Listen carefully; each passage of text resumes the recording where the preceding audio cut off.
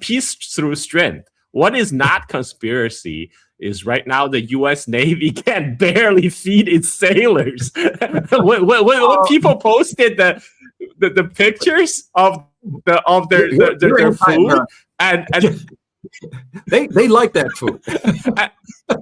That's great meat. Great meat is highly prized in certain cultures. Great meat is where it's at. Just because you don't have the taste buds to appreciate it. Oh, I'm telling you. And bathrooms, who needs them?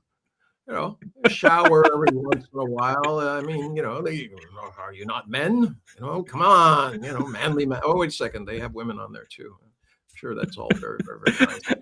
Actually, during certain times of the month, when no sanitary disposal or facilities or products. That's nothing says close confinement with 5,000 of your closest people who smell like they came out of a poop sewer. Deck. There's a reason it's called poop deck. but I'm just imagining these guys trying to figure out how they can sit on the railing and take a dump.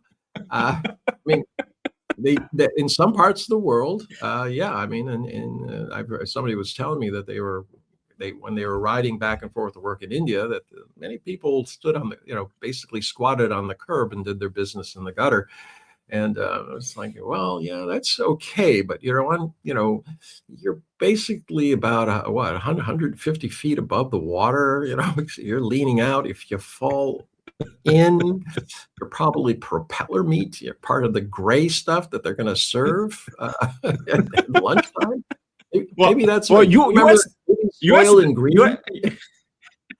U.S. Navy actually had they had the official tweet to dispel the rumors that they can't feed the sailors. They posted very nice pictures of in bright lit kitchens they serve food, but when you look closely, they're AI generated images.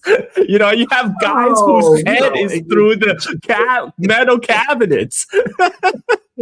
It's very, it's wartime conditions. I mean, what do you want them to do? Actually go on the things? I mean, they can't go on and nothing's working. But I just want to add something. And people are wondering, when you say Clinton completed this corporatist switch, you can tell that happened because under him, Glass-Steagall was repealed. Now, Glass-Steagall had been put in place by the FDR to make sure that banks, insurance companies, all right, and brokerage houses did not commingle their funds and start playing lottery with your money. That was the idea.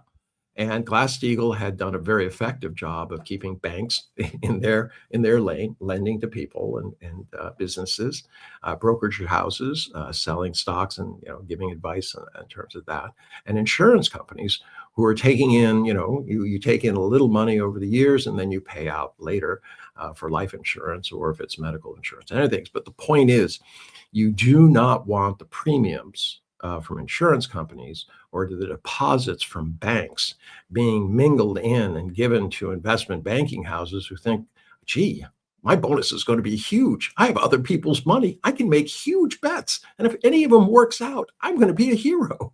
And if they don't work out, and invariably the crowd runs in one direction and then everyone's very sorry, as we saw with the financial meltdown.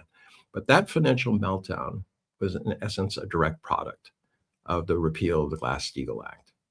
And he repealed it because he thought he was getting, universal health, and he didn't get it. So he thought, I'm making the hard decision. I'm going to give one to the other, and we'll have regulators who make sure nothing bad happens. Well, it did. It was called the 2008, 2009 financial crisis that was engineered in the U.S. because no one was watching, and people were playing big time with the numbers, other people's money. So that's an example. Once you say, oh, well, how did they do this? What did they do? All right. These are the types of things that you should be looking for. This isn't hidden stuff. You can go to Wikipedia. It's not perfect, but it gives you a very, very good idea. So in some cases, it might be worth, when you're listening to something really crazy, you say, oh, I don't know about that. It might be worth things. I mean, even the go ahead. The AI systems will sometimes give you summaries, but I'm noticing now, and this is something, Carl. I mean, this is really important. You know, the old adage, garbage in, garbage out. Right now, what's happening is they've learned how to game the system.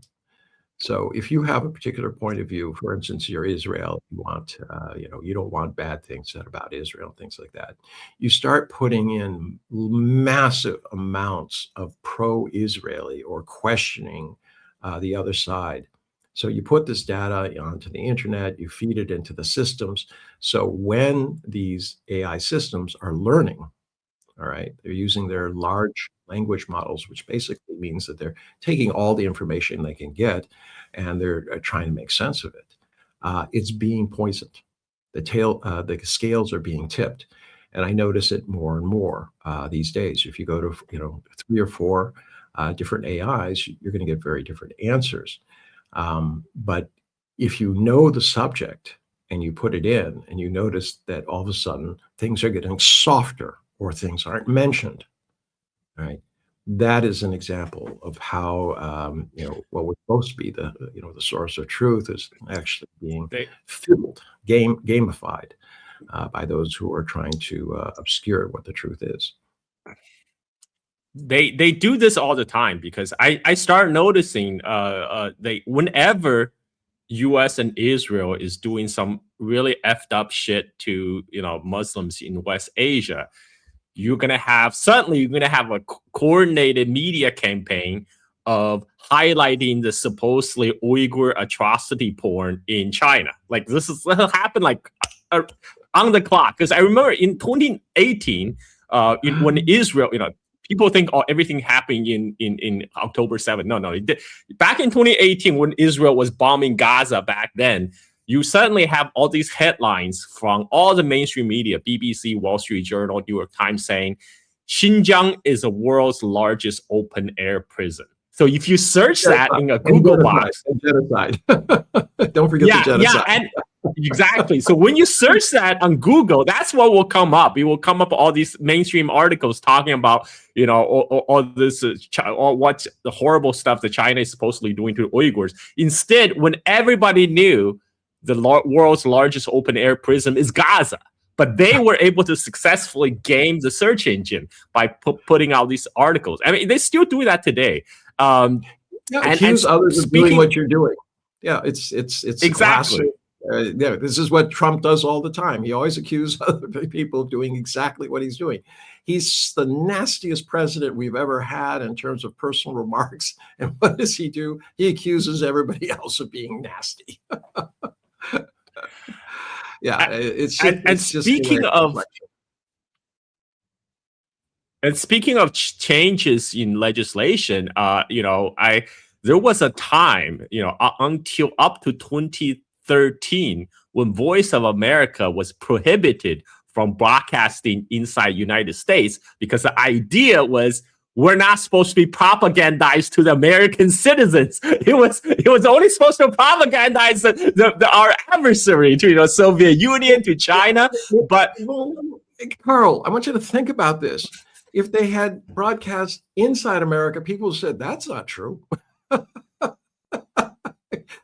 And that was more the reason than we're going to convince people. This is just like, who says that? I mean, no, that never happened. But they in 2013. In 2013, they made an amendment to change the Smith-Mundt Act. So because they say, well, it's the internet age now, we have to adapt. You can no longer, before Voice of America is, it's radio, like now internet age, everybody can access the internet. So now they modify it. So all these U.S. propaganda arms like Radio Free Asia, Radio Free Liberty, Voice of America, they can all be accessed within United States. And this is like the whole point of not propagating to American citizens is a moot point now. Well, yeah, but they have the mainstream press, so I don't think. Now, full disclosure, Carl, I was on, okay, radio. No, it was not Radio Free. What was it? It was called Voice of America. They had an Arabic station, Al Hura, all right? And for years, they would call me up. And the first time they called me, I thought it was a joke. All right, why are you calling me up to be on the Voice of America in in the Middle East? And they said, well, we just want to hear your voice. So I got on, and they had somebody there who was, a third rate. He was just reading down talk points and things like that. It didn't make any sense. And I was a little tough on him, maybe, because I just kept on saying, well, why do you say that? Oh, and then he just go to the next talk point. So it's pretty obvious. And I said to him, well, I don't know if the people are interested in your talk points or a discussion. Anyways, when they called me back the second time, I was really shocked. I said, well, I'd assume that you never call me back again, because I made fun of your guy. And he said, oh, no, we like you. We want to have opposing views. After a while, I suddenly realized, because I kept on calling, I said, the Arab staff thought it was hilarious because it was all in Arabic, right? So, of course, the people at the top weren't listening. They had no idea what was going on. Okay. So they're sitting there going, oh, let's get Einar on here. Let's hit. But they kept. I must say they tried to improve the opposition. I was up to a assistant or an undersecretary or assistant undersecretary, but it was the same thing. It's just talk points. They saw it as a slam dunk because this is their station, this is their propaganda vehicle, and then they'd get this annoying guy. Me out there questioning them. And, no, it was kind of fun. And then the party stopped when Trump defunded it. I can understand, given what the Arab staff were doing, which was basically making fun of these idiots who they didn't agree with. I mean, they're Arabs. They know what's going on. They have relatives back, in the Middle East. They're not fooled by the propaganda. Everyone's happy. Oh, yes, my cousin got killed today. Yeah, we're all happy. Really, really happy. Yeah. So, this propaganda model has really, it's become very vicious, because it is now, a lot of it is on social media. And no one knows who to trust, because as we talk about, there are all these ways in which you destroy people's sense of trust. And then they start reacting emotionally to whatever's happening. And they say, oh, that's bad. Okay, I hate those guys, and things like that. And once they start down that path, they get involved in these echo chambers, which reinforce it and things like that. Now, they would say the same about you and I. They say, oh, well, they're anti-American, they're blah, blah, blah, blah, blah. But the difference is we actually, we'll discuss it. There's nothing I love better than talking to somebody who actually believes and is willing to discuss a different point of view. I don't respect if they're just, doing talk points, they don't know what they're talking about, or they just make stuff up. Gordon Chang is a perfect example. I've been on shows with him. He's about as deep as a tissue paper. He just gets out there and he throws his same old chestnuts that he's been saying now for 26 years. China's failing. This is the year. And even Donald Trump. Can you imagine? You get dissed by Donald Trump for saying China's going to fail. This guy doesn't know what he's talking about. I mean, come on. I mean, this is a guy who doesn't even read. Right? There's a question if he can read, or other than a comic book and things like that. And he says, Gordon Chang, something wrong with that boy.